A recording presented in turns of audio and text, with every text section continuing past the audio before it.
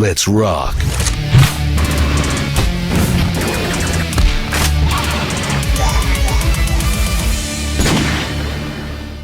The opportunity to create a new medium of expression comes along once a century. The very earliest version was a maze.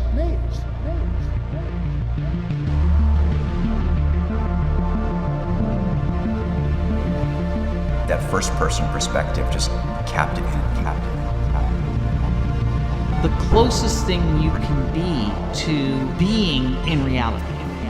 I always had a vision of wanting to be inside the world and being able to freely move around. It was really cool because I had not seen that perspective on a computer monitor before. I was like, wow, this is the future of video gaming. How do you want your audience to react to this character? Do you want to see them, or do you want to be them? Be them.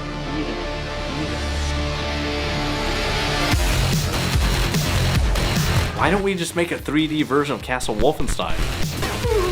Coolest thing I had ever seen in my entire life. It blew my mind that I actually got to be there. Eye level. Oh god. Descent has 360-degree rotation. The drunken missiles. Bounce around on mouse pads. Turn yourself into a dog. I heard about the BFG. You know what that stands for? Big fucking gun. Oh shit.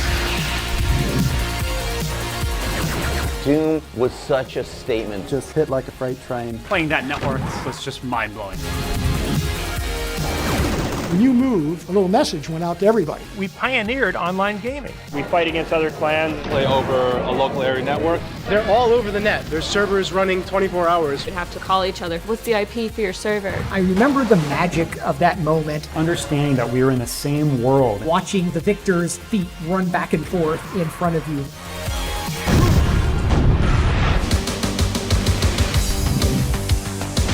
Quake was such a big revelation. It was amazing looking. Originally, a lot more like a role-playing game. The hands in GoldenEye, of course, are all boxes because they have to hold guns. Nintendo says don't try and do 3D first-person shooters. We kind of just ignored that. We came up with a system of double kill, multi-kills. Multi-kill, godlike. Tom Clancy said, if you do the game, I'll do the book. I wanted the individual team members to be believable. We wanted to do something that felt alive and real, and you are a part in it.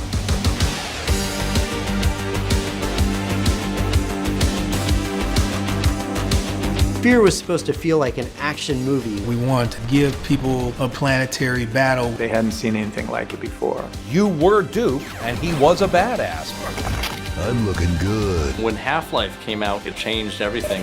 It wasn't the story, it was the way the story was told. We had something special with Halo. We had to build the greatest game ever. This character felt like it could tackle an army.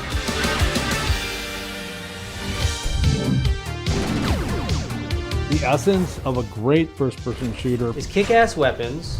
A world that sucks you into the experience. I want to be a badass. Go into these events with just a whole bunch of people who just want to play video games. It was like my people. First-person shooters helped us get us to where we are. Storytelling advancements have come from first-person shooters. And it's true. People have gone above and beyond everything that we did, and the world's better for it. It's important that people make the things that they burn to make. The most badass video games ever made. This is FPS. Come get some.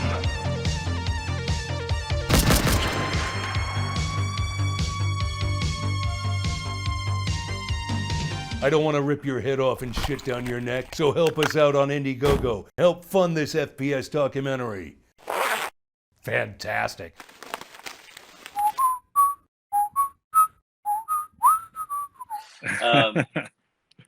So the documentary, you guys started it on Indiegogo, right? Was it started there? Yeah, so right now we're running the Indiegogo campaign. This is kind of like a second chance. If you missed our Kickstarter from last summer, this is an opportunity to still get in on the ground floor of it. Because, last summer, when we started, we hadn't done any interviews yet. And so it was just a gameplay montage that was basically our way of saying, we're going to cover all this stuff. So give us money so we can go out and talk to people and do the interviews. And that's what I've been leading the team on. I was asked to be director last summer and kind of take point on the interviews. So I've been talking with you and Now it's just over 50 other people, including you, since September. So a lot of talk about FPS games, which is just, for me, has meant a lot of, is this really my job sort of moments, because I would talk about this stuff all day anyway, somehow. So it's really great. You know, just the people that you have in that video is just, everybody knows who they are. They've been making games for a long time, you know. Yeah, exactly. We actually polled our backers as the Kickstarter campaign was underway, asked them, which era do you all want us to focus on? And overwhelmingly, probably to no surprise to you, was 90s and early 2000s, because that's also my favorite period of the FPS genre, because you had this huge variety of mechanics, of themes, of settings, of weapons, of characters. There's just so much to explore there, more than we could possibly cover in 3+ hours that we're aiming for, but we're going to try our best. Yeah, like I didn't see Outlaws in there, but I'm sure we've talked about Outlaws, but it's like you know, Robin Block, who's our executive producer, is like, now we can't really go too far above 4 minutes for this trailer. And me being a hardcore id fan, I'm like, well, I was going to devote the first 4 minutes to Doom, but I'll see what I can do. Yeah. You know? Yep. Lots of edits. Yes. Geez. Yeah. So it's I'm excited to just, I love the, you know, that trailer is just, I want to watch this so much. And from the other creator VC movies that were made, which are my favorite genres ever, horror movies and sci-fi movies. Awesome. It's awesome to just like to see that same format, you know, but for, you know, FPS games. It's gonna be really great. Yeah, and that's really what you can expect from FPS. It's funny, people ask me like, what's FPS first-person shooter about? I'm like, oh, it's about puzzle games, obviously. Yeah. You know, but that's Match what we're 3. going to do. We're kind of going to go like year by year, game by game. We won't be able to hit everything or tell every story because, you know, we're really, our only limitation for this is the amount of data a Blu-ray can hold. So we're going to try to just pack as many stories in there as we can. That's great. Well, you noticed that, like, say, In Search of Darkness has 3 different movies, and like just one of them's 4.5 hours. So I know, and In Search of Tomorrow, the Blu-ray, I think it's like close to 5. You know. Yeah. Well, yeah, I did 5 hours of video just for me. So you did. That was just for you. So the thing is, if I've talked to like 50 people, you can start by multiplying that number by 2. And then add 3 because you got 3 more hours than everyone else. And that's because what we want to do is, obviously, I talked to everyone about the games they made, but I also wanted to get people's input on games that they've played. Because as you know, if you make games, you spend a lot of time playing them, not just because you love them, because you want to see what's out there. You want to see what your friends in the industry are doing. And so like, just you as an example, I was like, you know, you and I have talked in the past for my books about Duke Nukem 3D, Half-Life, I mean, you name it. So I was like, John, like, tell me what you think of those games. Tell me what you remember from this moment, because that's the thing. We're going to get so much input that this is really, it's a by fans, for fans project. And every FPS developer I've talked to, they started as a fan. And so it's really cool to see them really geek out over these games that they've never really had an opportunity to talk about, because they're just used to talking about their stuff, you know? Yeah. Yeah, I never started making FPS games as a fan because there weren't. No, you couldn't. You couldn't. You had to be a fan of the idea of, let's go to first person, and that's something we're going to cover in the film too. Yeah. Because like one of our unexplored games is Maze War, which kind of like games like Rogue. Not a lot of people could play that because you had to have access to a mainframe at a terminal connected to that mainframe, and the only people who had that access were, you had to be in certain universities or laboratories. And so actually overwhelmingly, and this is reflected in a clip we just released, the majority of people I asked, what was your first FPS, they were like, oh, it was either Wolfenstein or it was Doom, because for a lot of people, like, that was the genesis of this of the genre, you know. You know, it's funny, you mentioned Rogue and roguelikes. Roguelikes are obviously kind of like a genre of games. Did you know that Rogue, which is like, obviously the access was limited because it was on a mainframe and all that stuff. Did you know that Rogue was not the first roguelike? It wasn't. Was it Beneath Apple Manor? Yeah, in 1978. They should be called Bama-likes. So that's the funny and that was thing. on a very accessible computer called the Apple II. Yeah, a few people have that, I've heard. I certainly did, and you did. But that's the funny thing. 7 years ago now, I published a book called Dungeon Hacks, all about the origins of roguelikes. And chapter 1 was called the BAM-like. Yeah. And that's where I talked about, like, if circumstances had been different and more people had access to different computers, they would have found out about this game. And so it's kind of interesting. It's almost like convergent biology, where you have people all over the world who have the same ideas, but they take different paths to get there. And that's something that this film will highlight. Like, I mean, hell, one game that we talked a little bit about was Midi Maze, which was another. Oh yeah, FPS, Atari ST. Atari ST. Yeah, exactly. So one of the things that I thought was great, because I didn't know much at all about Maze War, which was the very first person shooter, on was that on Play-Doh? The Play-Doh system? It was on the IMLAC. Oh, IMLAC, okay. Yeah. I didn't know who the authors were, and then when I saw your the promo and it's Dave Lebeling, I'm like, no way, Dave made Maze War. He's a legend. Fame, right? Like, he's Infocom, Yeah, this is a cool story. I was just amazed. Yeah, this is why this movie's gonna be so great. I did not know that, So I'm really glad to hear you say that. It brings a smile to my face. I don't know if you've heard about this. So Greg Thompson, one of the co-authors of Maze War, lived in San Francisco, and I coordinated their interviews. I was being kind of sneaky so that Greg would come right as I was finished talking to Tom Hall. Okay. And I actually got to watch Tom and Greg meet each other for the first time. Wow. I was a fly on the wall, like Greg was saying, like, oh man, you guys had these awesome raster graphics, and I can't believe this tech you had access to. And it was really cool to see these two of these pioneers meet and interact. And it's just like, for me, that was my fan geek out moment, That's cool. Yeah, I had one of those as well when I got to at IndieCade one year, probably 2013 or so. I got to interview Steve Russell about Space War. Oh man, which is that's great. Cool. Yeah, right on stage with Steve, and just going through all the stuff that he did, and it's great to meet the pioneers.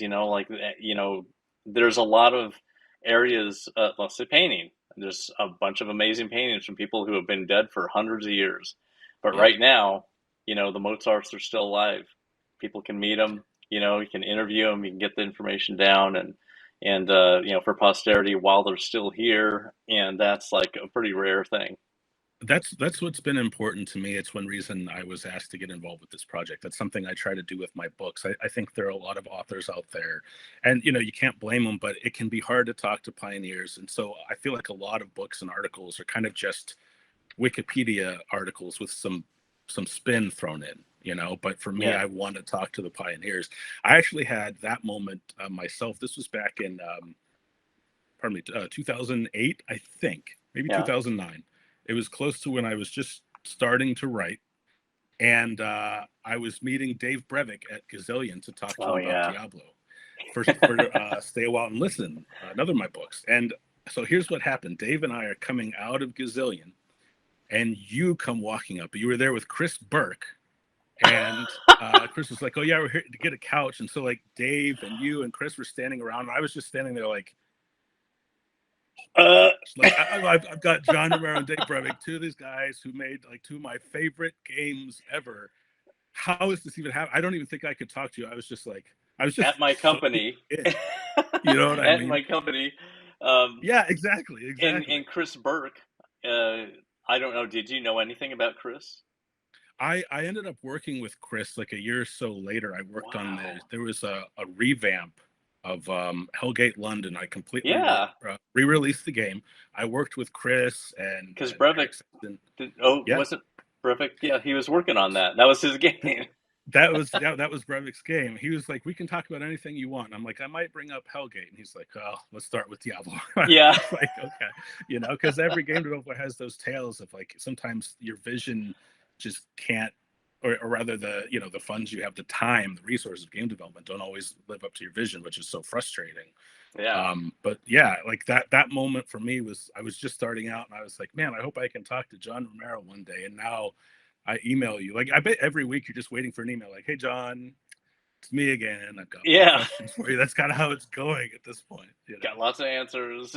I know That's you do, cool. man. So Chris Burke, I don't know if you knew this, but Chris started programming games in the 70s. Oh, that's cool. And Chris is also a hardware engineer. He built boards that he sold for hard drive controllers for, you know, home computers for, I think, the Tandy Coco. So he and his brother had a hardware business back in the 70s, and he was basically making games from then. And I hired him. We kept running into each other in the Bay Area for years, and I finally hired him when I started Loot Drop in 2011. Yeah. And right now, he's working at Madison Square Garden. Man, that's so cool. He's such a fascinating guy. I've been trying to. I have a Mortal Kombat book coming out as well as a side book with extra interviews. And I want to talk to Chris about, they released, Jack Specific released like a plug and play Mortal Kombat. And I'm like, I know Chris had something to do. He obviously did the software, but I'm like, man, if he worked on the hardware, I could see that too. So there's a guy who's done so much like you. You've made over 100 games, worked on all these different platforms, you know? Yep. And still making games. And Chris is still making games too. So yeah, it's pretty cool. Yeah. Geez, you know, it's funny because you could probably pick anybody in that FPS documentary, and I have some comments about anything, you know, like, and maybe it's something that people don't know. I don't know. Well, so that's the thing. I'll fire off a name because you told me plenty of good stories about this guy. How about Warren Spector? Well, of course, Warren, legendary Warren, you know.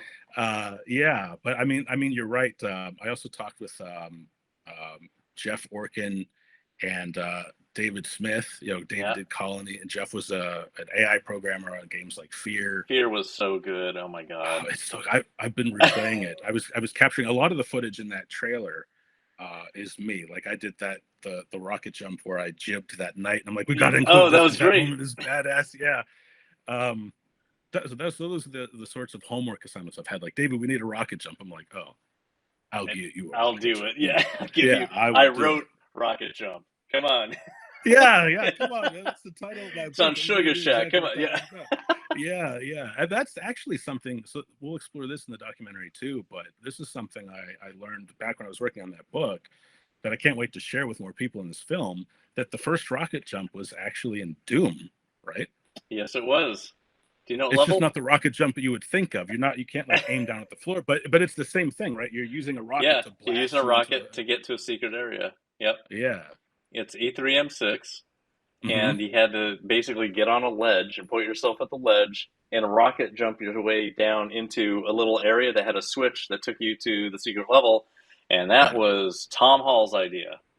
Yeah, that was a great idea, and it's actually my favorite secret level because when you get there, you're like, been here, is something like going wrong? And then at the end, when you step on what should be the exit, the wall's lowered, you hear that cyber demon roar. It's just like one of many oh shit moments in that game, you know.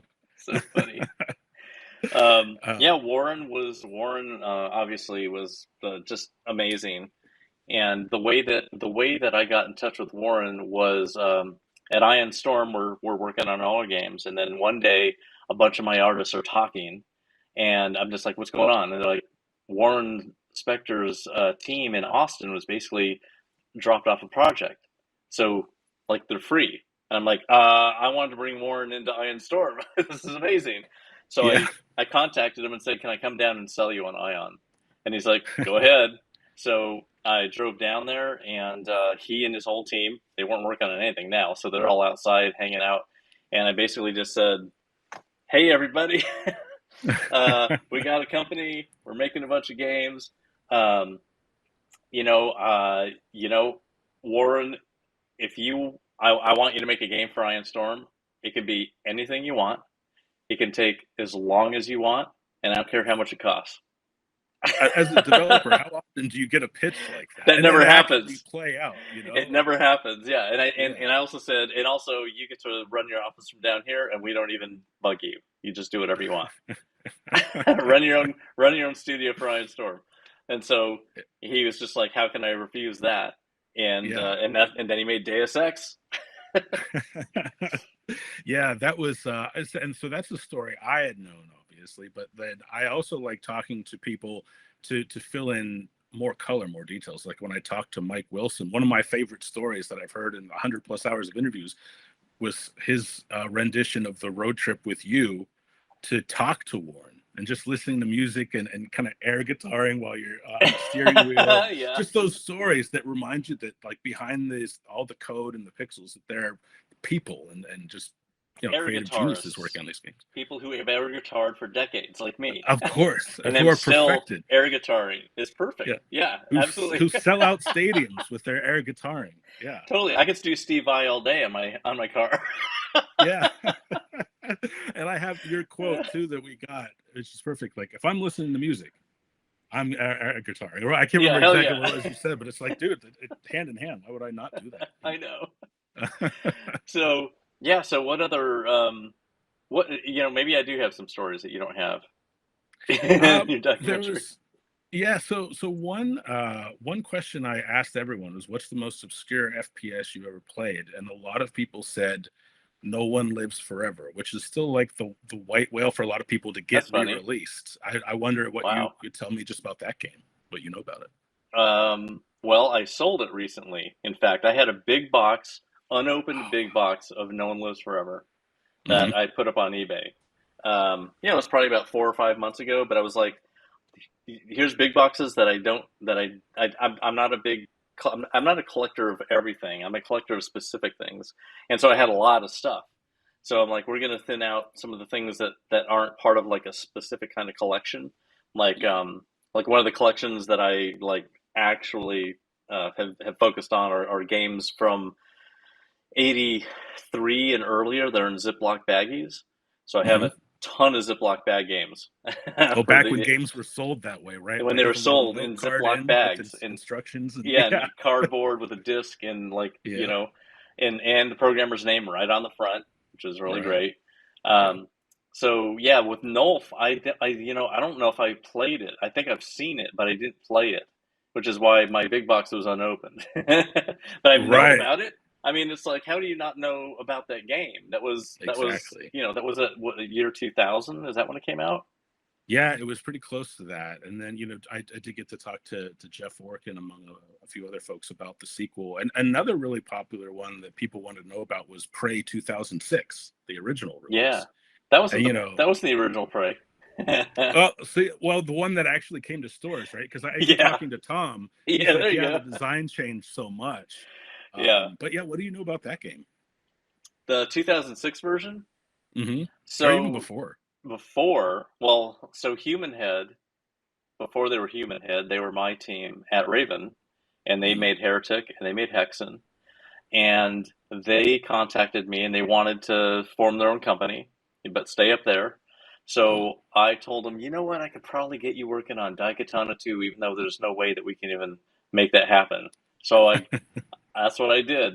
Basically got them their own office space, all of the hardware, got them using the Unreal Engine, and had them start learning the Unreal Engine and making Daikatana 2. And it was probably about 6 months. So the company started up, they're building stuff, and then IDOS is like, hey, what's this Daikatana 2? You guys aren't even finished with 1. And like, oh, well, we're doing some research on the new engine. It's like, well, we don't really, let's not spend extra money on that right now. Let's just focus on the first one. So I'm like, okay, guys, the jig is up. So go find a deal. And so they did, and they basically made Rune. And when they were done making Rune, then they started making Tom, the new version of Tom's idea, because a lot of those original ideas were there, like in the game when they made Prey. So I've known Human Head for since starting it. Yeah, that's so awesome. And the cool thing about when that game released, Prey came out in 2006, and it was basically the Portal game more than a year before Portal came out with Orange Box, which was really cool. What did you think of the depiction of the Native American protagonist in that game? Because that's something I found kind of cool. You wouldn't see that protagonist as often in AAA games today, but back then FPS games could be anything. There were no limits on. Well, like Turok, right? Like Turok was exactly like an earlier one from was it 96? I think Turok was 96. um, yeah, that was the first one, and then Tom came up with the idea of having a Native American as the main character that you play in the original Prey, and he had several names. Um, I think Tommy Hawk and Talon Brave and stuff like that, and 90s names. Right. So I thought it was great. I thought it was just like one of those things where nowadays, inclusion and diversity is an important part of game design, and Right. making a game where people feel like they belong in the game, or that they like they see themselves in the game that they're playing. And absolutely underrepresented culture being a Native American. And so I thought it was just great that they did it. They followed through. That when they did the redesign and everything, they kept that as a central part of the design. I thought it was great. Human head guys are great. Yeah, they sure are. I also really liked the experimentation they did with weapon archetypes. Like, you have a shotgun in that game, but it can like blast acid, and so it was just like this different take on a shotgun. Yeah. That's my favorite weapon in all of the FPS games. Gee, I wonder why. But Yeah. it's always cool to see new spins on archetypes, right? Did you see the Shot Cycler 6 in Daikatana? Yeah, I love that game. I love You could that version. shotgun jump with that thing. Yeah, that was what's really cool. I love how there were like kind of like tongue-in-cheek attempts to one up Doom, because Doom came out with the double-barreled shotgun, and then you have Blood. They're like, ours has 3 barrels, a 3-barreled shotgun. It's just cool. Blood was so good. I love Blood. Yeah, that's like that's one of the 90s games, of the build engine games especially, that still doesn't get enough love. Like, there's a lot of people who know it's good, but you hear primarily about Duke and Shadow Warrior. Oh yeah, the big ones. Yeah, exactly. But Blood, So and I love Caleb, and yeah, that's such a great. I think they had 4 build games going on at one time when that started. They had Shadow, they had Duke, they had Blood, and they had Ruins. Do you remember that? I do remember that. Do you know what it turned into? No, what did it turn into? Power Slave. Oh wow! Yeah, that's like an origin story, and it's cool now that the build engine is back because of Ion Fury. Yep. Yeah. Man, that's back. wild. Yeah, just how many games from today still trace back to those, kind of the founding fathers of the genre from back then. Yeah, it's kind of like, I know that this is a different genre, but like the SimCity genre that goes back to Hammurabi, which is like the city building game, which goes back to the Sumerian game. And people don't know that the Sumerian game was an economic simulation on a mainframe that was designed in 1962 by a woman, and she led the design team. And it was the most complex one that has ever been made. Yeah, that's still so cool. That's a bit of history I wasn't aware of, and that's why I love talking to you, because again, you make a lot of games, but you're also just the student of the game, the student of history. Oh yeah, yeah. And all the research on this hasn't been published yet. It's in a white paper, but it hasn't been put out yet. Devin Monins is the academic that has done all the research and interviews, but he's planning on getting that out. But I think it's an important part of history to get that out. Absolutely. And I like that this goes back to what we were saying earlier about inclusivity and diversity. Even I think it was a few years ago, Megan Marie, who works at Crystal Dynamics, she put out this great book all about women in games, but there's still unwritten stories, untold stories. Unbelievable amounts. And Brenda, she does a really great talk about hidden histories, which is women the women who actually founded the computer industry. And everyone knows that ENIAC in 1946 was the first giant mainframe that that could actually crunch numbers and was used, all built by women. If you've ever heard of a compiler, that a woman built the first compiler, optimizing compiler. Woman created assembly language, created pointers, you name it. Everything that games depend on, Yeah, exactly. And that's actually something I'll have to share it with you. But recently I got to talk to Dr. Carly Kokorik, who she wrote this great book called Coin-Operated Americans. And it was about not only a lot of the history of arcades, but how the history of video games has been kind of twisted so that it so that people now see it as this male-dominated industry, when, like you said, the foundation was paved by women before men were really getting involved with it. And why are women kind of being, harassed and shut out and pushed out? And it's really just fascinating reading. Like, they've always been there. We're the ones who are the relative newcomers. Exactly. Yeah. And also just game players. More women play games than men. When you look at all the games that are out there. Yeah, absolutely. And that was an interesting part of history that I want to delve more into, about the women in games or girl games movement of the 90s, when there was this push to create more games tailored to women. And we saw a lot of like the Mary-Kate and Ashley games, and those games were fine, nothing wrong with them. But the whole thing is, women were playing games like Doom and Quake as well. I mean, totally. I talked to Amy Brady, Athena and Valkyrie, who's a like Counter-Strike and Rainbow Six player.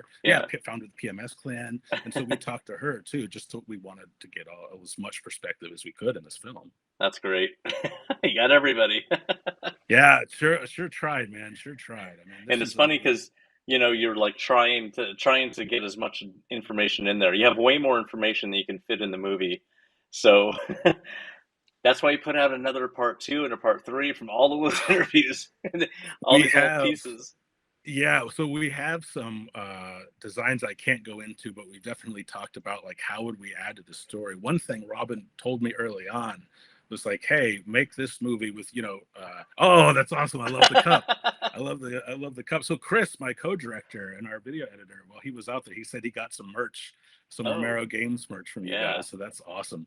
But one thing Robin, our executive producer, told me, he was like, "Hey, when the movie is done, you can write the book." So this is kind of like the spiritual sequel to Rocket Jump with even more input. I'm thinking of just doing it like screenplay format, so it can be all from directly from, but people. Just directly from the people, straight from that's the interesting. mouths.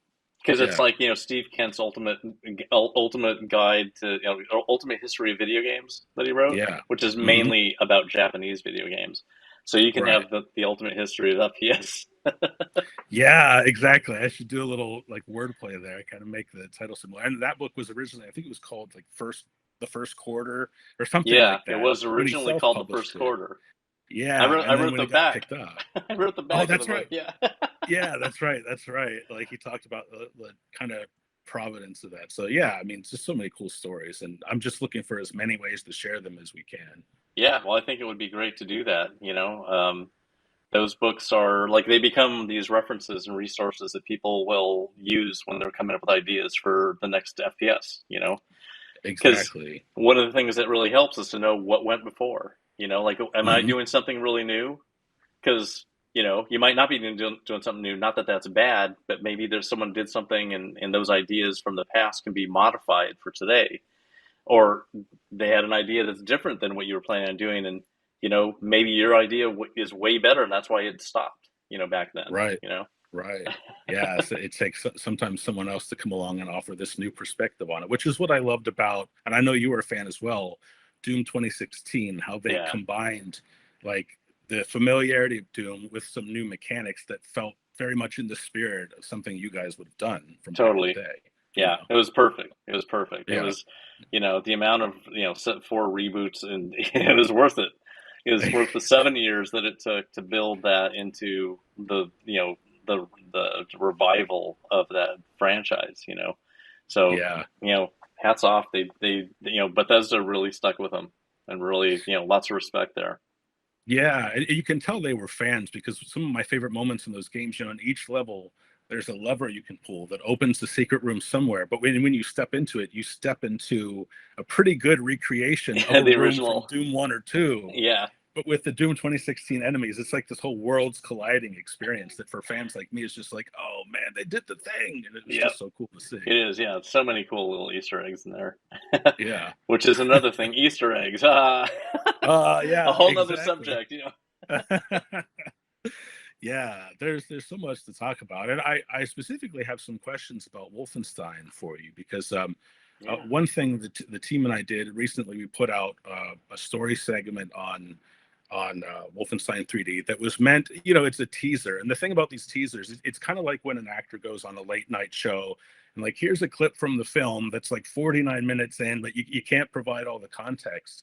but it deals with two things. It deals with the transition of Wolfenstein 3D from very much in line with the stealth games from Apple II to fast-paced first-person shooter that kind of popularized the formula we still use today.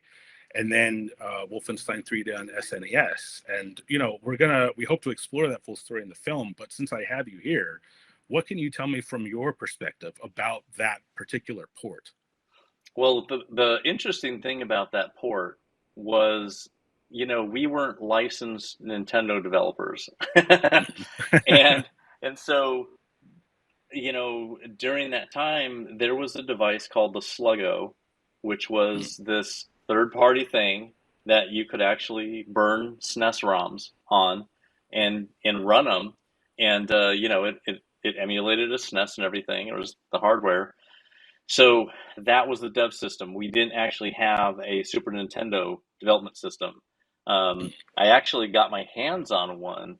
I do have a Super Nintendo development system from Nintendo from, 92, 93. And it was Nasser Jabeli's Super Nintendo development system that he used for Secret of Mana. That's awesome. You should just open a museum and get it open, John, because you've got the stuff. So we had this Sluggo, and so now we have a way of making a Super Nintendo game.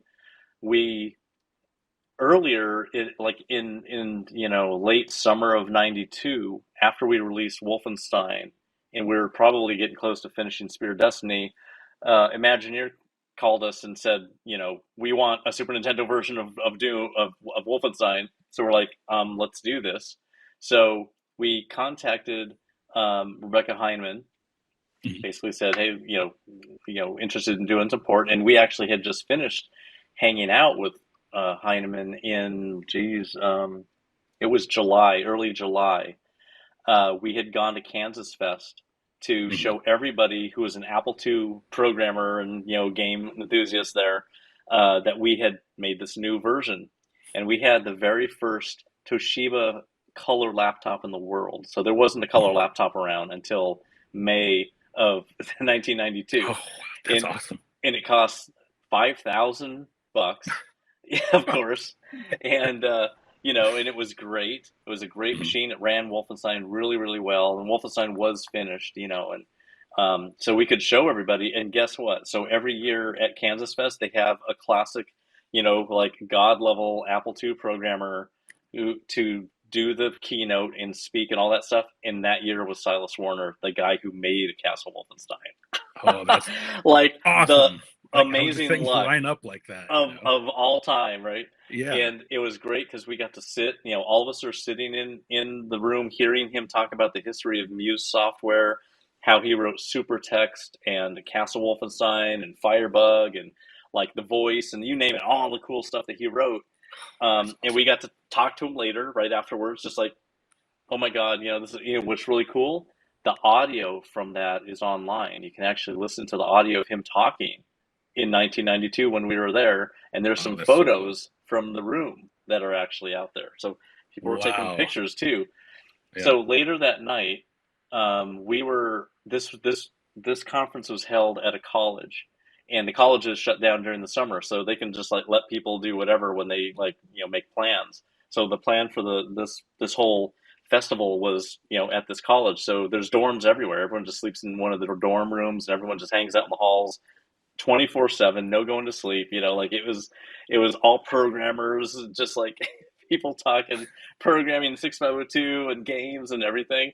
And and Silas was there, and Silas basically joined us in the hallway, and we were just talking about Muse and Wolfenstein and just for hours. It was so cool. And Rebecca Heineman was there as well, and so we all hit it off because Rebecca's a expert level assembly language programmer as well. So that was why we had her in mind when we started on the port. And so finally, we totally forgot about the port, and then Imagineer, we're making Doom. It's 1993. We're already 4 months into it. And Imagineer calls us and is like, hey, where's Wolfenstein Super Nintendo? And we're like, oh my God, I totally forgot. And so we got in touch with Rebecca and found out that Rebecca had gotten too busy as well and hadn't really worked on it. So we have to get this done ASAP because they Imagineer is a really great company. They gave us a really big advance to start this project, and we wanted to deliver. So we stopped Doom. Everyone in the company stops immediately making Doom, and we're like, okay, we have to learn the hardware. We got to we know 65.816 assembly language, but we need to optimize. We need to learn the Super Nintendo. Luckily, Rebecca had given us some initialization code to get the machine state straightened out, and had written the sound driver so we can get audio out there. Because sound drivers at that time, they're always one of the hardest, flakiest, weird things to get straight. Because it's such low-level hardware interaction compared to just about everything else other than graphics. So we got that, and then everyone in the company just focused like Eye of Sauron on Wolfenstein. We finished it in 3 weeks. And 3 weeks. 3 weeks. We needed to get back on Doom. So we turboed that thing out in 3 weeks. That's including, the dogs turn into rats. We don't have blood, all these things that we had to do to just get it through Nintendo sensors. And that's stuff that Imagineer basically told us because, they want it out, and they're on high speed feedback for us. So they told us all the things that we had to obey, so we didn't have to do this back and forth garbage. So we just powered it, and then we got back to Doom immediately after turning in the ROM. Man, that's wild! 3 weeks for that, I really appreciate you telling that because, like I said, with these trailers, it's so hard to get the full stories in there. So I'm glad for the additional context. And the other thing, I played the Super Nintendo version. This was when did it come out? 94, I think. So it would have been a couple years after the PC version. And a year after we made it. Yeah, a year after we made it. We turned it in, and it wasn't for a year that it got published. Yeah. But the one thing I loved about that, so a couple questions from that. First, the cool thing I think about Wolfenstein, part of what makes it strategic, the one on the PC, is that the guns you get are almost like upgrades of the pistol. It's just a better handgun, but they all use the same ammo. So that's kind of the cool thing. Part of the strategy is you can't just go in every room with the chain gun because you'll burn through ammo too fast on the weaker dudes. Yeah. But the Super Nintendo version has a rocket launcher, a flamethrower. Did you want to include those weapons in the original release? Actually, no, we didn't. We didn't because this was the first time we put weapons in the game. Right, it was the Wolfenstein 3D was brand new, but because before that you're throwing little fireballs in Craddock 3D, and you're a tank shooting, a fireball basically. So it was the first time we put weapons in, and we didn't think about other ammo types or really expanding the vocabulary of the thing that we're using as a primary object of destruction. It was just one ammo type, and we're just going to go from a pistol to a machine gun to a chain gun, and it was well, that's helpful because it uses the same ammo, but it was a bad design because you basically get the next gun and you kind of wipe out the previous gun. No one needs a pistol after you get the machine gun. Now the machine gun and the chain gun, you could go between those two because of just the velocity of how much bullets fly out of that chain gun. Yeah. But you know what? Other than that, it's just really not great. It's not a great balance. But even if you just are sitting there, it becomes a game of just ammo, conservance. You're you can't burn through it, and now you have to get kind of strategic with who you're shooting, and maybe going to back out to not take hits. And because when you start running out of health and your ammo's starting to get low, now you're really playing. Yeah. Because if you run through it. If you're burning through all your ammo, you're woo, this game is awesome. I'm just destroying. It's I have nothing. Oh my God, So, and the funny thing about the development of Wolfenstein that, a lot of people don't know is that, when you think about things oh, we only had this one ammo type and we only had these, 3 guns and a knife. There were only 4 of us making Wolfenstein, and we only spent 4 months making it. Right, which is still wild. We made it in 4, and in the middle of all that, we moved from Wisconsin to Mesquite, Texas, and we also took a trip to Sierra Online in California to basically they offered to buy our company for $2.5 million. Mm-hmm. All that stuff happened right in the middle of making this 4-month game That was the start of the FPS. That's awesome. And the other thing I noticed about the Super Nintendo version was how there was like this mix of like new levels, but also heavily modified versions of levels from the PC game. So it was almost like if you were like me and you'd played the PC game, you're almost playing like Wolfenstein Remix or something. Yeah, it is. It is. So I wondered why the levels were remixed. Was it just hardware or memory? Memory. Okay. Yeah, because those levels. Yeah, because there was definite memory. And the other thing you had mentioned about the rockets and all the other stuff we threw in there was because like we're making Doom, and it is cooler to have a rocket launcher in there. You know, not just the pistol, because we really, when we started expanding the different kinds of weapons and all that we had in Doom, it really felt good. And so while we're doing the SNES port, we care about our games. It doesn't matter what, if we're working on that port, we're putting everything into it. Even though we're trying to hurry up, we're doing everything we can to improve it, make it the best thing that we can put out there. And so we're just like, you know what? Let's put the rocket launcher in there. It would be really cool to have a rocket launcher, like a super gun, because it's really cool in Doom, even though we're like really early in making Doom. We just knew that would be a cool improvement, and it would be a reason to buy it. If you had the PC version, you hear the SNES version has a rocket launcher in it. Let me get that one. I want to get that one too. Yeah. So was the Mac version of Wolfenstein, was that kind of derived from that SNES port? It's from the PC version. From the PC version. Yeah. Okay, but it has like the flamethrower and stuff, so it was kind of like it's like a mix. Yeah, which is totally fine. Like do cooler stuff. It's like Doom 64. Like how different, right?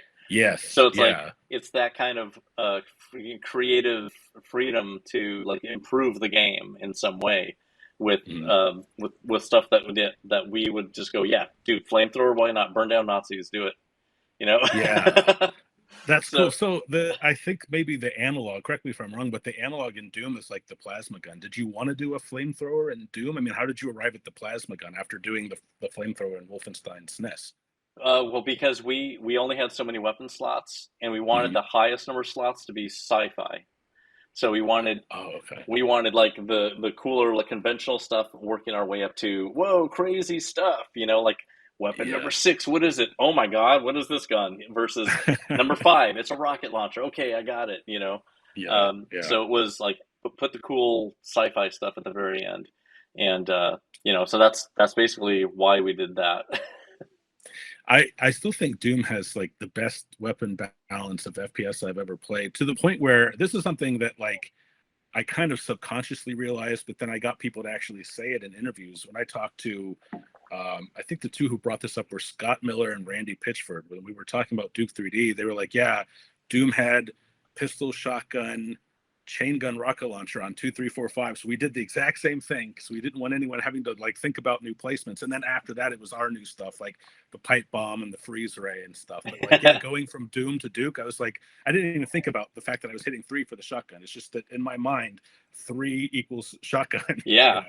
What's funny is that that philosophy there, that is something that is still really prevalent in design, is the pattern of like your input pattern, that people are used to playing a shooter using WASD and arrows and the number keys and all of those things. People keeping those same inputs consistent makes it easy for people just to jump into another game and play it. And it's really important that people keep that consistency. And you might not know it, but Facebook games have drastically different design patterns to them, and makes sense. A lot of Facebook games have very similar mechanics and very similar UI, like placement of things in the UI, where your friends are, where your energy, all those things are for a reason.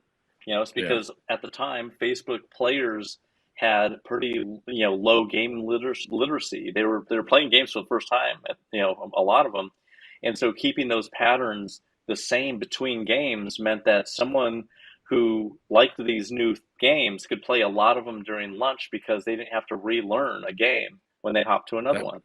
That makes complete sense. I don't remember if Mafia or Farmville came first, but I remember each of those, they kind of set the molds I even did some writing for Facebook games that were very much in the design vein Mafia, but different, stories and settings Totally. and stuff. But that makes complete sense. I never knew that. That's really fascinating. Yeah, so keeping they call it, don't overthrow the receiver. If you are trying to do something too complex for the player, they will reject your game because they don't have the time. They're playing this at lunch, So think about the slot that you have to get into, and how can you bring something new to a mechanically similar game, in a specific genre, like the decorating genre, that kind of thing. And how can your game slot in to that lunchtime, but bring something newer to that type of game and make people want to pay more attention to yours than the other one? Because if a new one comes in, do they just first in, first out, or like how do they sort their games? Can you come up with something that is more interesting than what's out there, but not too different? Yeah, that makes sense, because I think Duke 3D is the perfect example about that. I mean, that game came out in, I think it was January 29th, 96. So roughly 5 months before Quake. And so Doom was still kind of the reigning king of the FPS. And so it made sense when I learned that, mechanically we were chasing Doom. But those guys I talked to also said we wanted to do something different stylistically to set ourselves apart from Doom, because they had nailed that as well as anyone could nail it. So that's why we made, Duke have more humor and do things like being able to blow up walls. And I was like, oh yeah, that makes sense. Like, it's kind of an ituration on the Doom formula. It's Doom with a different sort of sense of character in place. Yeah. Duke is one of my favorite games of all time. It was good. Of all the features that you could put into a game for multiplayer and everything, it had all of those features. And one of the interesting things about Duke that is a mirror of Wolfenstein is that, and this is because this is a Scott Miller production, right? Scott Miller, when we got done with the shareware version of Wolfenstein, he wanted it out, right? He wanted that thing out there because he knew it was just going to be a rocket. But we weren't done making all of the trilogy. We had just done the shareware version, and he wanted it up there and to start getting orders. And so we're like, okay, I guess we'll really hurry up and get those other 2 episodes done with the boss fights and all the levels and all that stuff. And then he comes up with the idea of having 3 more episodes in the way that he, in your documentary has like the $35, the $15 for the extra 3, like double the gameplay for less than half the extra money. And then $10 on top, a little cherry on top, is that hint book that everybody got. And so he presented the idea, and this is immediately after we upload the thing. And now we need to go as fast as we can to put 50 levels and a hint book together to fulfill all of the orders that were 99.9% all 6 episodes with the hint book. And so this was the get it out and follow as fast as you can to get it done. They did the same thing with Duke. They had spent years making the shareware version of Duke that they uploaded on January 29th. They didn't have any other episodes.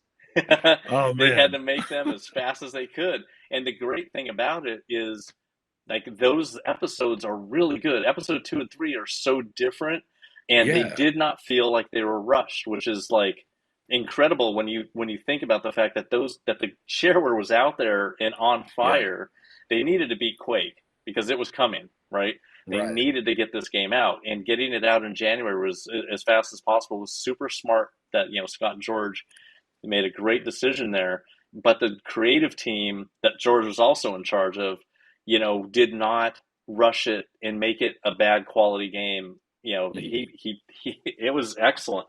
I love the music. Like Lee Jackson and Robert Prince did an amazing job. Sometimes you can't tell who did what, which song, and I have so many favorite songs. I played Duke's soundtrack every day for years at work. It's a great soundtrack. It is really Plasma, the Plasma Pack, that came in after that. All of those songs, you name it. I know the names of all the songs. It's insane. Love that game so much. Yeah, I was really excited. I got the 20th anniversary world tour from, I guess that was 2016 now. It's hard to believe that was 6 years ago. I know. But, and they brought back Level Lord. I got to talk to him about Duke 3D. And it was just man, that's kind of how you do a re-release right. Get the people involved with it and have them bring a lot of their modern sensibilities to this thing they worked on 10, 20 years ago, whatever it is. Yeah. Which is what you did with Sigil, right? Like, I was just going to say that. Yeah, Sigil. Oh man, I love that too, and it's kind of cool now because like I love Sigil. I was like, this to me is Doom's unofficial official 5th episode. But then when Bethesda curated it, it's part of the mods. I'm like, to me, it's part of the game now. Like there is a Doom episode 5 part and parcel with the package. Yeah, they licensed it for $666. Yeah, which is great, which is perfect. It is. Which is perfect. Yeah, but those stories about Wolfenstein you were telling, it sounds like one of the themes of Wolfenstein was hurry up, but make it good as you can. Yeah. Yeah, it was, the thing about Wolfenstein was that it was the first game. Now, it's hilarious because, we got it out in 4 months. 4 months was double the amount of time we made any game back then. So in 1991, we before founding it in February 1st of 91, we'd been making games for, since August of 1990.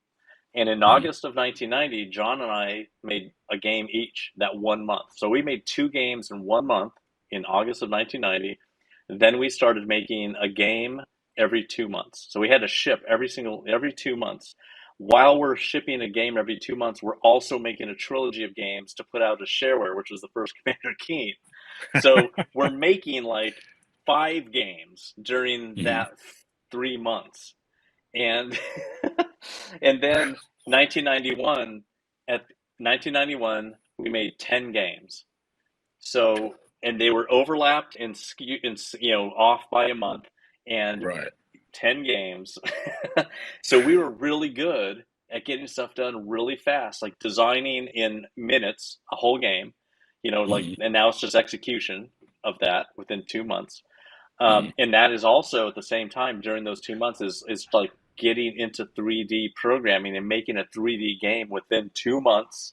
Yeah. And then that first texture mapped 3D, FPS in 2 months with Catacomb 3D. And so by the time Wolfenstein came around, we're just going to improve the engine. We're not going to throw it away. We're going to actually just improve it and make it better, and because the company was doing so well at that time and we're ready to, we were done with our soft disk, the chains were off from the whole soft disk, year of penance for what we did by making Commander Keen. It was a horrible idea, and becoming independent and everything. And so we paid that back. And then it's like, okay, we can now do a game. The money is good right now. We don't have a time limit. Let's make a really great game. We're still making stuff fast, so it's like 4 months. 4 months was like, this is amazing. 4 whole months. Like the engine was working within a week, Yeah. In that context, 4 months must have felt like, it was. Time, It was crazy. What's so funny about it was, I think right past the 4 months when we spent another month and a half doing 50 levels in the hint book, it was a month and a half extra. So, we were good at making levels. We could make 2 levels a day at least. So we were we were really fast. And one story you told me about the hint book, and I empathize with you as a writer. You're like, how many ways can we come up with shoot the Nazis, and lay them down? Yeah. If anybody wants to Google the Wolfenstein hint manual PDF that's out there, you can read all the ways that Tom and I had to come up with, mowing them down, laying them down, like their carpets, doing all kinds of stuff to them. Yeah. We were like delirious, I think, when we were making this hint book. It's so funny and crazy.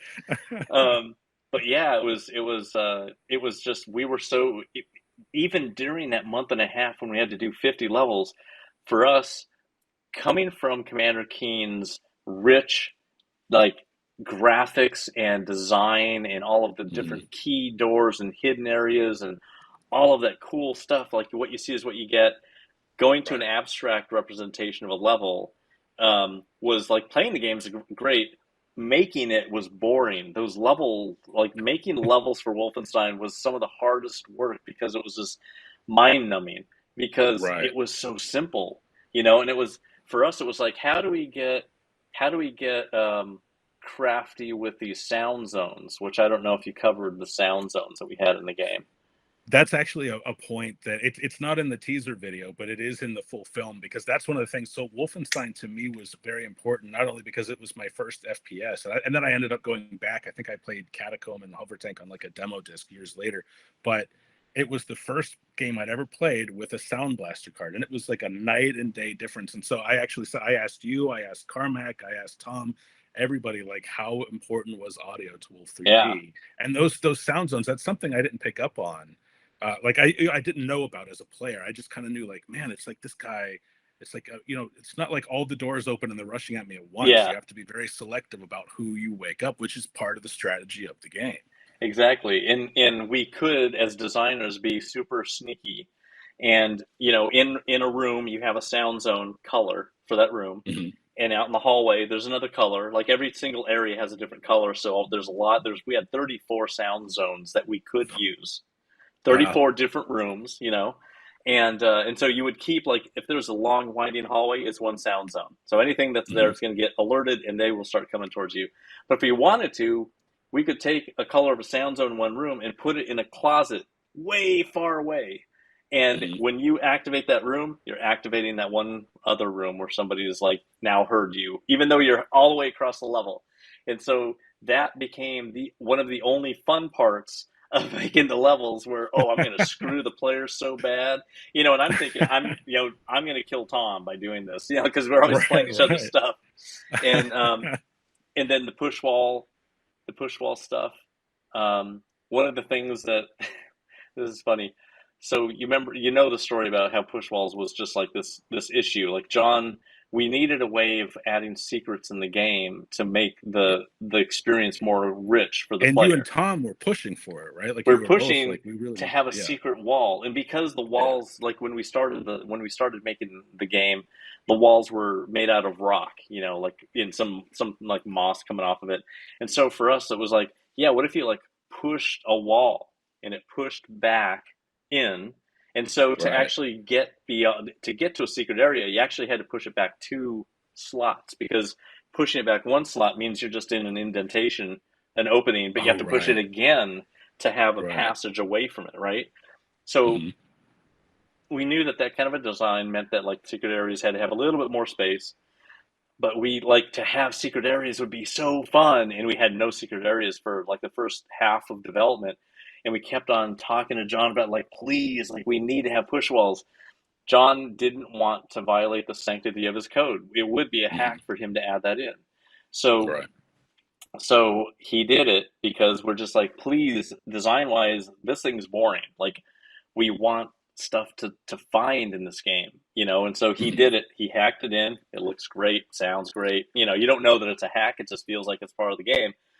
It does, and I love the audio of the walls sliding. Oh, it sounds like a heavy stone block sliding across the ground. It just gets you pumped. It's like some scene from a movie, like out of Jumanji or something. Like, we're going into uncharted territory. That brings to mind another question I meant to ask you. One thing I thought was particularly ballsy is, in Doom, the entrances to the secret level in each episode are usually, like, at least 3 levels in. Like, E1M3 can take you to E1M9, but in Wolfenstein 3D Episode 1. You can get to the secret level from the first level. What made you put the instant to the secret level in that map? That was just Tom's idea. Tom made the first episode, and I think it was like, people will not suspect this. I certainly didn't the first time I found it. The secret elevator, what? But the thing I was talking about, push walls, is really funny. I came up with. This is just like a few months ago. I came up with, like, oh my God, we could have done push walls this way and it wouldn't have violated anything. So this is unbelievably, this happened probably about a month ago. Did a Zoom call with a university. And this Zoom call was just to talk to a game design class. Me, John Carmack, Tom Hall, Kevin Cloud, all talking to a class. That is awesome. What a treat for them, too. So I told him about the push wall. I told him about the push wall, and I told him how he's like, I can't believe I didn't come up with this idea back then, but we could have just used, how you open a door, Yeah. right.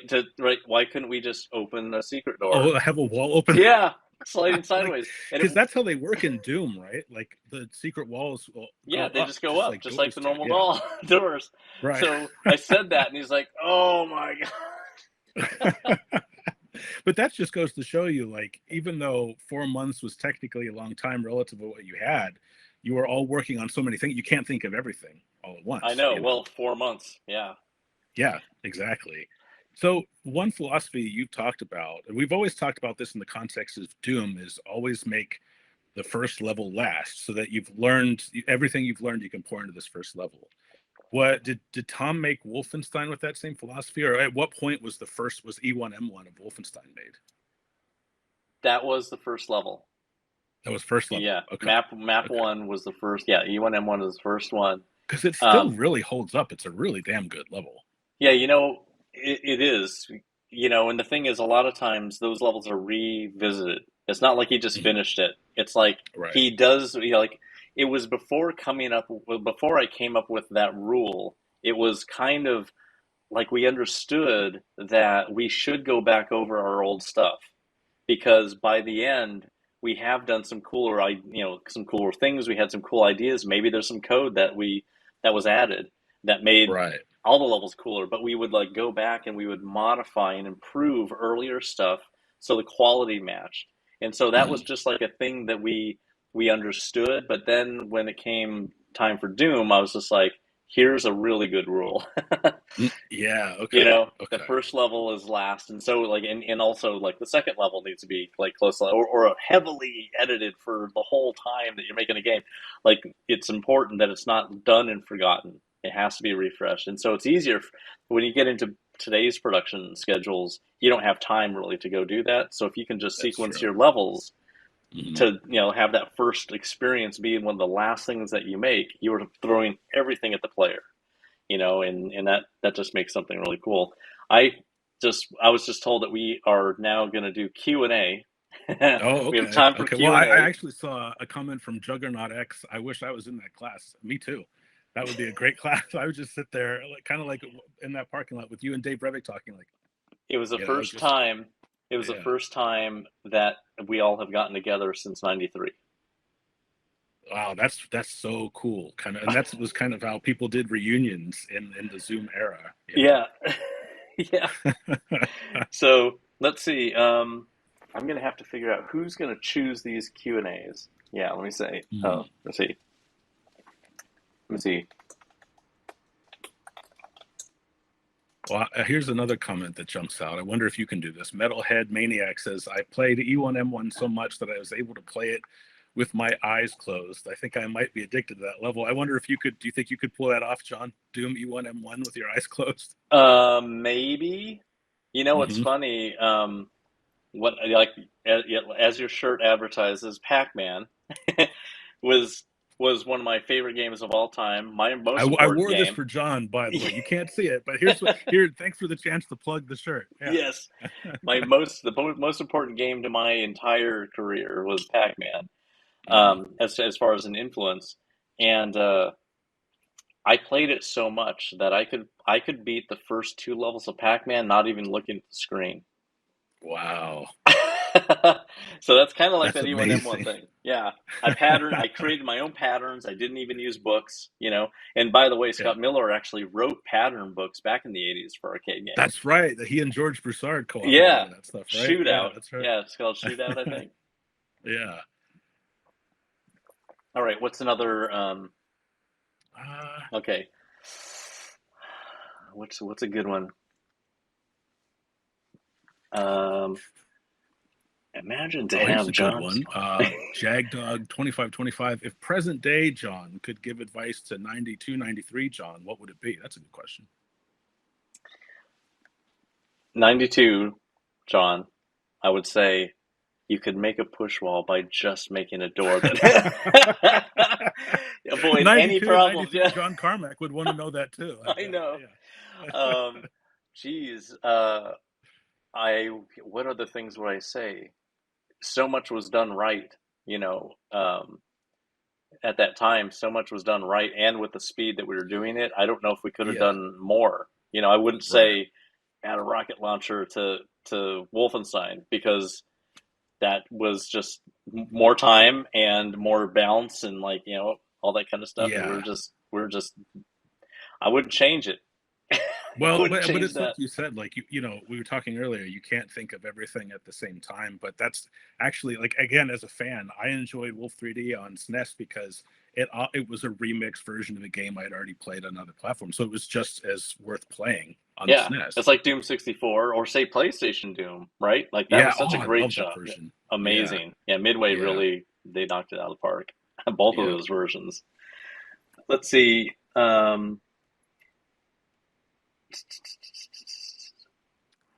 Someone's wanting to know if I would make after I do Sigil 2, if I would do a Doom 3. I wouldn't do that because I didn't make Doom 3, but Mhm. I would do a Quake episode, you know? Yeah. Yeah, I've always, just to kind of piggyback off that, because that's a great question. I know that like for you, we've talked about how Quake for you, you're very proud of it, but it was one of the hardest games you ever made because of the crunch. That was like the first time you all felt like you were crunching rather than just having fun making a game. Yeah. Do you feel that going back to Quake level design would be as fun for you as it was Oh, going back to absolutely. Doom level design? It would. Okay. It would. It would be Okay. really fun because it would be, you know, the thing that even though Quake was really hard to make, when you are Yeah. creating something, you know, and you're in that creative space, everything else Yes. disappears, you know? Yeah, it's So magic. Yeah. making levels and being in there and making those levels, you know, it almost doesn't matter what else is going on around me. That's Right. my focus and what I'm pouring everything into, and it's just super fun. So if it was a super horrible time, I would have left because like, oh, this is just terrible. But like when I'm making stuff, I'm really Yeah. focused. And somebody had just asked a good question. Did you have any involvement with Super Nintendo version of Doom? Yeah, that's another really interesting version. So I believe you did, because you and I talked about that a couple years ago. I'd love to hear the story. Okay, so Doom was going to get ported, right? Like we have to get this game out on everything. Right. And so Sega was going to port Doom. Like Sega themselves were going to make it for the 32X, which was still being created in hardware. Mhm. Sega actually came to our office and brought the motherboard that was the 32X, you know, and Yeah. basically had John Carmack help optimize the rendering to use the new hardware, but just like to get the frame rate as high as they could, they had to come over and have us help them do the assembly language stuff for it.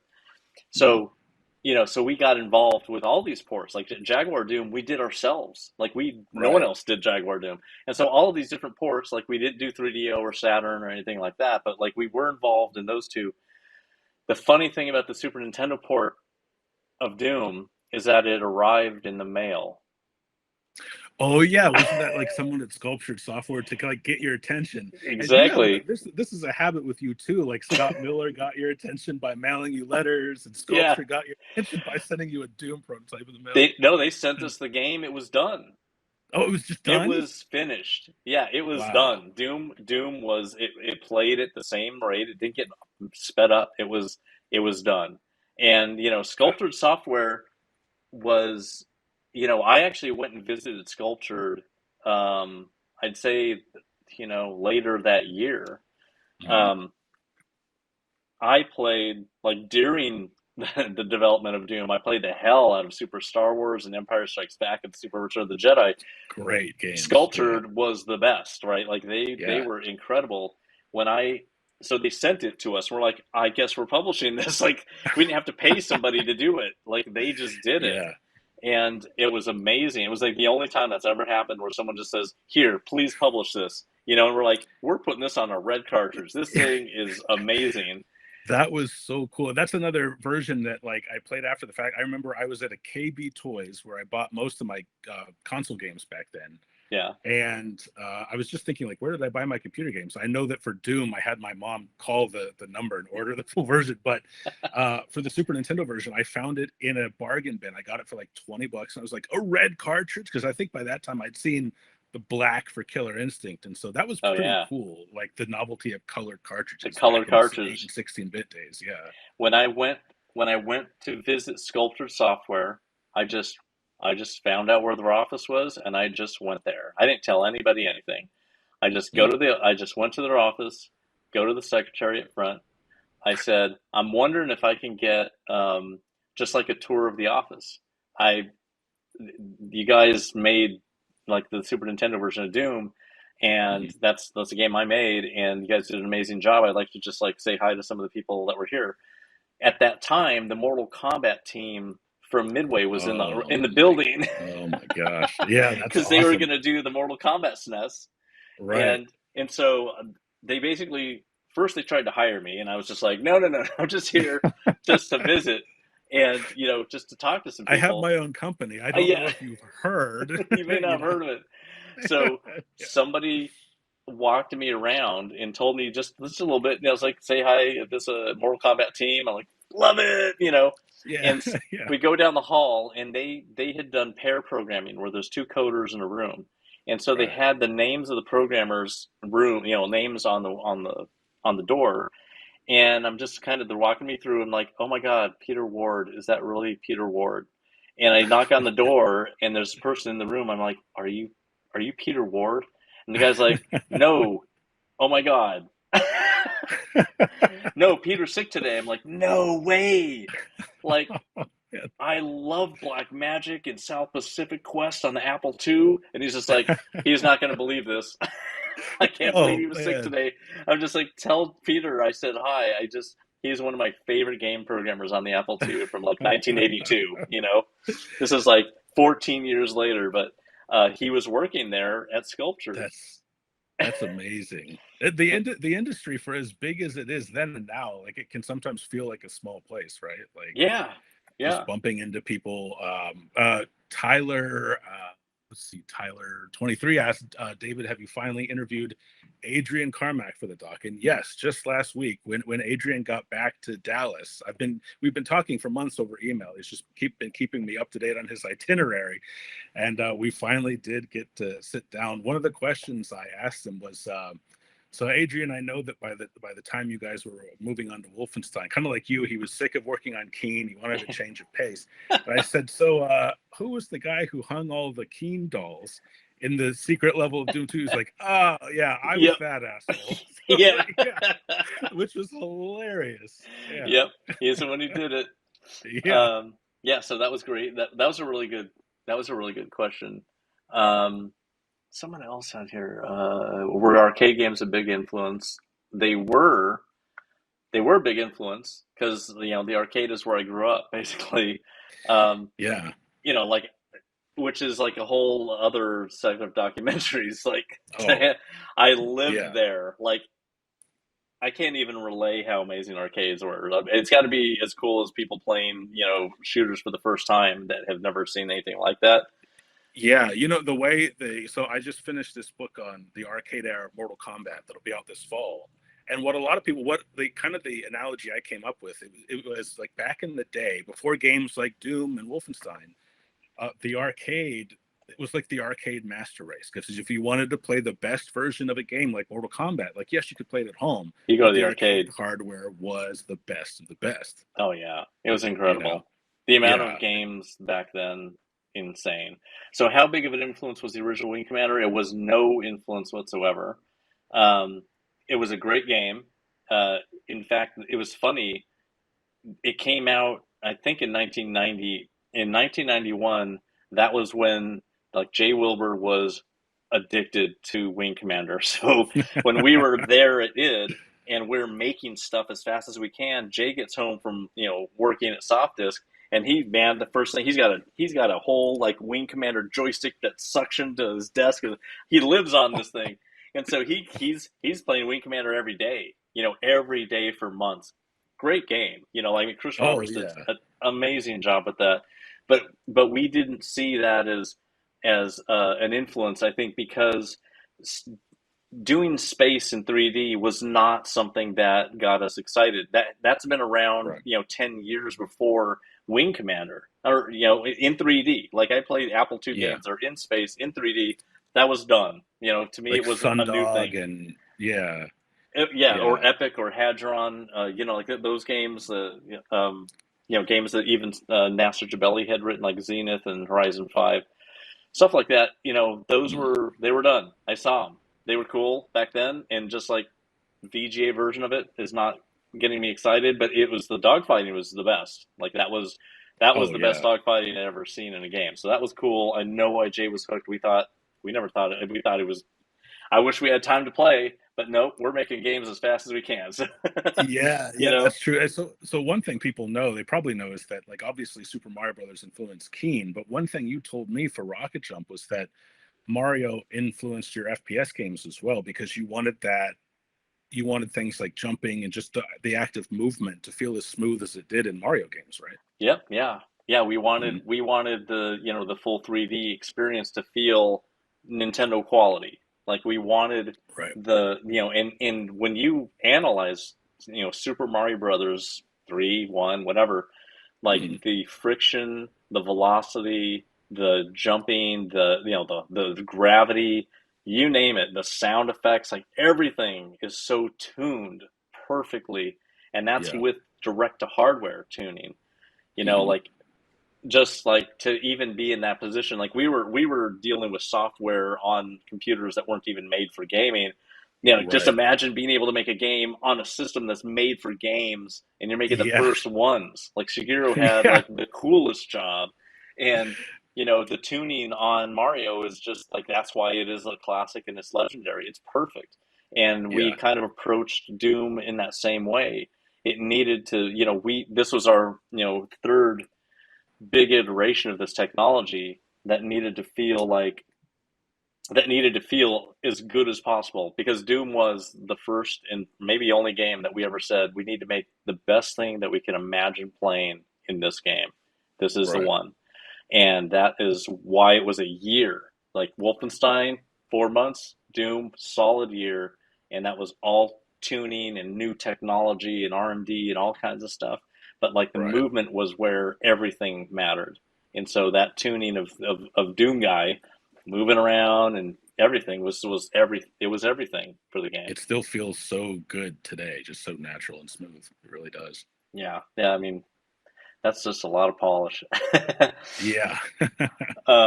Hey, John, I've seen Wolf 3D and Doom compared in level design to dungeon crawlers, and having played a few dungeon crawlers of the era, I can see the connection. Were dungeon crawling games in D&D an influence? So D&D was an influence story-wise with Doom. Dungeon crawlers were, like, let's say dungeon crawlers would have been an influence on, say, Wolf 3D, only because up until Wolfenstein 3D and Spear of Destiny, every game that was made in 3D before that point was 90-degree hallways. They were basically a maze game genre, and Wolfenstein was like the ultimate maze game. Because maze games were like, that was the thing. Starting in and the you even arcades. had the Pac-Man secret level. Exactly. The ultimate maze game inside the ultimate maze game. Exactly. Yeah. So like that was a reference to just a second. Sure. So yeah, so that is the reference to just like, this is a maze game. This is the best one that we've played or have ever seen. We're gonna put like the best design maze game inside of ours. Like we put Pac-Man as the secret level of Wolfenstein, and that was But then Doom changed everything. That was like making stuff that we'd never seen ever before. That's a whole nother world. But yeah, so I think we have to wrap up because it's been an hour and a half. Oh, geez. It's been great. Yeah. I know. Yeah. Keep going forever. Well, whenever we talk, it's kind of like this, it's really fun to talk. I mean, I'm a game historian, but so are you. And hearing all of these stories is just so much fun. And like I said, I've interviewed you, I don't even know how many times now. I'm going to count this since we both asked each other questions. But I always learn new stuff, and I think that's great. So thank you very much, everyone, for having me on. I really appreciate it. Yeah, well, thanks for being on, and thanks for making this amazing documentary, because it is going to kick ass. Oh yeah, man! I have a great team. We've got Richard Moss. I know you've talked to him. Yeah, God, I love his secret history of Mac games. Yeah, someone had to write that book, and now he's doing Shareware Heroes. I'm just as excited to read that. Yeah, I worked with him on that. Yeah, and Fundamental and Creator VC. I mean, like you said, I think you even said it on Twitter, or no, it was in the AMA we did a week or so ago on Reddit. Yeah. If you've liked, In Search of Darkness, In Search of Tomorrow, just these really thorough explanations of a genre of media, just FPS will be right in line with those. Yeah, because it's the people who made those games. And we're influenced by the games. It's this feedback loop. It's never stopping. You'll never get tired of it. Recursion. We'll use a programming term. It's just recursion. It's a completely recursive documentary. You got to get into it. That's right. Cool. Well, thanks. Thanks a lot for being here, and thanks everybody for watching the stream. It's our first one on YouTube, and it's great to see so many people here, and hope everybody had a really good time hearing us talk about FPS history, and maybe people learn some stuff, and hopefully we can do this again. Yeah, no, that'd be fun anytime. Great questions from your chat too. Yeah, really great questions. Thanks everybody, and I guess that's a wrap, and we'll see you next time. All right, take it easy. Bye. Come get some.